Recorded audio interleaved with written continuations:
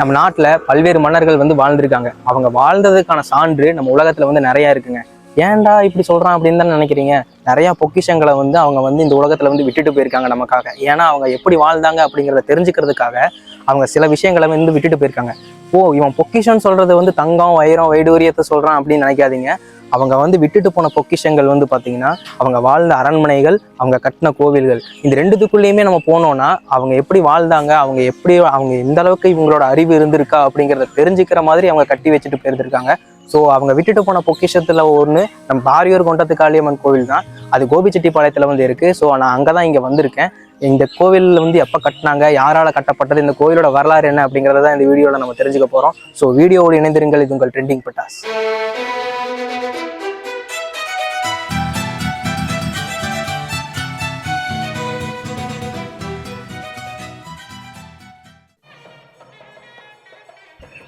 சேர மன்னர்கள் தான் இந்த கோவிலை வந்து கட்டினாங்க அப்படிங்கிறத வந்து வரலாறுங்க. அதுக்கு முன்னாடி இந்த பாரியூருக்கு ஏன் இந்த பாரியூர்னு பேர் வந்துச்சு தெரியுமா? கடையெழு வள்ளல்கள்ல ஒருவரான பாரி அப்படிங்கிறவர் வந்து இந்த அம்மனை வந்து பாத்தீங்கன்னா குலதெய்வமா வந்து வச்சிருந்தாங்க. அதனால இந்த ஊருக்கு வந்து பாத்தீங்கன்னா பாரியூர் அப்படி மட்டும் இல்லாம இந்த கோவிலுக்கே வந்து பாரியூர் குண்டத்து காளியம்மன் அப்படின்னு வந்து அடையாளமா வந்து மாறுச்சு அப்படின்னு வரலாறு இருக்கு.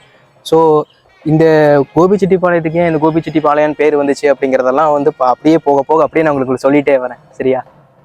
ஈரோடு மாவட்டம் கோபிச்செட்டிப்பாளையத்திலிருந்து 3 கிலோமீட்டர் தொலைவில் இருக்கிறது தாங்க இந்த பாரியூர் குண்டத்து காளியம்மன் கோவில். இந்த கோவிலுக்கு நீங்கள் வரணும் அப்படின்னா கோபி பஸ் ஸ்டாண்ட்லேருந்து தொடர்ச்சியாக பஸ் இருக்குது. ஸோ கவலைப்பட தேவையில்லை, ஈஸியாக வந்துடலாம். என்னடா இந்த கோபுரம் பார்க்குறதுக்கு புதுசாக அப்படியே பலபலன் இருக்கே அப்படின்னு தானே பார்க்குறீங்க. 2023 தாங்க இந்த கோவிலோட கும்பாபிஷேக விழா மிக பிரமாண்டமாக வந்து நடந்து முடிஞ்சுது. அந்த வீடியோ லிங்க் கூட வந்து டிஸ்கிரிப்ஷனில் நான் கொடுத்துருக்கேன், மறக்காமல் செக் பண்ணி பாருங்கள். இவன் எடுத்தோன்னுமே வந்து பாத்தீங்கன்னா வந்து அரசர்களை பத்தியும் மன்னர்களை பத்தியும் பேசிக்கிட்டே இருந்தானே. சரி, எதனால வந்து இந்த கோவிலை வந்து மன்னர்கள் கட்டினாங்க, அரசர்கள் கட்டினாங்க அப்படின்னு வந்து சொல்லணும் அப்படின்னு உங்களுக்கு தெரியணும் இல்லையா? சேர மன்னர்கள் காலகட்டத்துல தான் இந்த கோவில் வந்து கட்டப்பட்டது. எதுக்காக இந்த கோவில் வந்து அவங்க கட்டினாங்க அப்படிங்கிறது வந்து உங்களுக்கு தெரியணும் இல்ல? அவங்க போருக்கு போகும்போது அவங்க போர்ல வெற்றி பெறணும் அப்படின்னா அவங்களுக்கு வந்து மனபலம் மட்டுமே பத்தாது, காளியோட அருள் பலமும் வேணும் அப்படிங்கிறதுக்காக தான் இந்த பாரியூர் குண்டத்து காளியம்மன் கோவிலை வந்து கட்டினாங்க.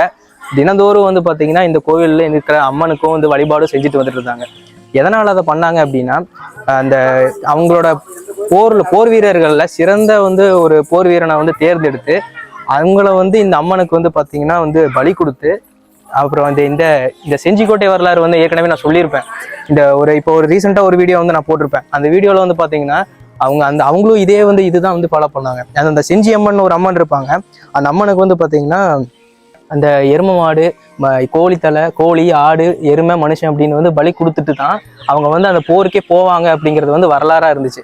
அதே மாதிரி வரலாறு வந்து பாத்தீங்கன்னா வந்து இங்க இருக்கிற சேர மன்னர்கள் இந்த பகுதியை ஆண்ட போது இந்த பாரியூர் குண்டத்து காளியம்மன் கோவிலுக்கும் வந்து பாத்தீங்கன்னா ஒரு மனிதனை வந்து பலி கொடுத்துட்டு அதுக்கப்புறம் தான் வந்து அவங்க போருக்கு போவாங்க. அதுக்கு முன்னாடி அந்த குண்டம் வந்து பாத்தீங்கன்னா வந்து குண்டம் வந்து எடுத்து அதாவது குண்டம் மூட்டி குண்டத்துல வந்து அந்த மக்கள் வந்து வீர மக்கள் மாதிரி இறங்கி அதுக்கப்புறம் இந்த அம்மனை வழிபாடு செஞ்சதுக்கு அப்புறம் தான் போருக்கே போவாங்க அப்படிங்கிற ஒரு வரலாறு வந்து இருந்துச்சு. ஸோ வந்து இந்த பகுதியை ஆண்ட சேர மன்னர்கள் வெற்றி பெறணும் அப்படிங்கிறதுக்காக குண்டம் வந்து அந்த பழக்கம் வந்துச்சு. இப்போ வரைக்குமே வந்து பார்த்தீங்கன்னா மார்கழி மாதம் வந்து வருடாதோறும் வந்து இந்த குண்ட திருவிழாங்கிறது வந்து ரொம்ப சிறப்பாக வந்து கொண்டாடப்பட்டு வருது. இந்த கோவிலோட தோற்றம் வந்து எப்படி இருக்கும் தெரியுமா? வெட்ட வெளியில் இருக்கிற வந்து ஒரு இடத்துல வந்து ஒரு கருங்கற்களாலேயே வந்து கட்டப்பட்ட ஒரு கோவில் தாங்க இந்த பாரியூர் குண்டத்து காளியம்மன் கோவில். இந்த அம்மன் வந்து வீட்டில் இருக்கிற ஒரு அந்த கர்ப்பகிரகங்கிறது வலுவழுப்பான கருங்கற்களை வந்து செஞ்சது. 8 கைகளோட வந்து அம்மன் வந்து அமர்ந்திருப்பாங்க வடக்கு நோக்கி. அப்புறம் வந்து பார்த்தீங்கன்னா உள்ள கருவறைக்குள்ள வந்து வீடியோ எடுக்கிறதுக்காக அலோவ் பண்ண மாட்டாங்க. ஸோ வந்து நான் மேலாப்புல இருக்கிறது மட்டும் தான் வந்து நான் உங்களுக்கு காமிச்சிருக்கேன் இந்த வீடியோவில். சூரநாத சித்தர் அப்படிங்கிற ஒரு சித்தர் வந்து இருந்தாருங்க. அந்த சித்தர் வந்து பாரியூர் குண்டத்து காளியம்மன் மேல வந்து அளவு கடந்த பக்தி வந்து வச்சிருந்தாரு. இதனால வந்து அந்த அம்மன் அவருக்கு நேரடியா காட்சி அளித்தது மட்டும் இல்லாம அவருக்கு வந்து ஒரு கோவில் வந்து இந்த பாரியூர் குண்டத்து காளியம்மன் கோவில்ல இருந்து கிழக்கு பக்கம் வந்து இருக்கிறதா வந்து வரலாறு இருக்கு. வீடியோவோட ஸ்டார்டிங்ல வந்து நான் சொல்லியிருப்பேன், இந்த கோபிச்செட்டிப்பாளையம் ஏன் கோபிச்செட்டிப்பாளையம் பேர் வந்துச்சு அப்படின்னு சொல்றேன் அப்படின்னு சொல்லியிருந்தேன் இல்லையா? இப்ப சொல்றேன். கோபிச்செட்டிப்பாளையம் ஏன் வந்து இந்த பேர் வந்துச்சுன்னா, முதல்ல வந்து இந்த ஊரை வந்து வீரபாண்டி கிராமம் அப்படின்னு தான் வந்து அழைச்சாங்க. அதுக்கப்புறம் வந்து இந்த பேரு கோபிச்செட்டிப்பாளையம் அப்படின்னு மாறினதுக்கான காரணம், இங்க வந்து கோபிச்செட்டி பிள்ளான் அப்படிங்கிற ஒரு வள்ளல் வந்து வாழ்ந்துட்டு இருந்தாரு. அவர் வந்து தன்னிடம் வந்து ஒரு உதவின்னு கேட்டு வந்தவங்க கிட்ட இல்லைன்னு சொல்லாம கொடையவளலா வந்து இருந்தாரு. ஒரு காலத்துல வந்து எப்பேற்பட்ட மனுஷனா இருந்தாலும் கஷ்டங்கிறது வருங்கிற மாதிரி அவருக்கு வந்து அவர்கிட்ட இருக்கிற செல்வங்கள் எல்லாமே வந்து பாத்தீங்கன்னா ஒரு காலத்துல குறைய தொடங்குது.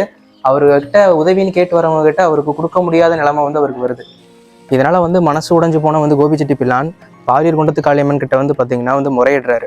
முறையிட்டு அவர் என்ன சொல்கிறாருன்னா, என்னால் இந்த கஷ்டத்தை வந்து தாங்க முடியலை அப்படின்னு வந்து இந்த பாரியூர் குண்டத்து காளியம்மன் கிட்ட வந்து முறையிடும் போது இந்த அம்மன் வந்து பார்த்தீங்கன்னா வந்து இவருக்கு வந்து ஒரு அருள் பாலிக்கிற விதமாக இவர் வந்து தற்கொலை செய்யறதுக்காக முயற்சி பண்ணும்போது அந்த ஒரு புதர்கிட்ட வந்து நகைகள் வந்து கிடைக்குது. இந்த நகை வந்து எப்படி கிடைச்சதுன்னா, இந்த இடத்துல வந்து ஒரு திருடர்கள் வந்து சில நகைகளை வந்து அந்த புதற்கடியில் வந்து பதுக்கி வச்சிருந்திருக்காங்க.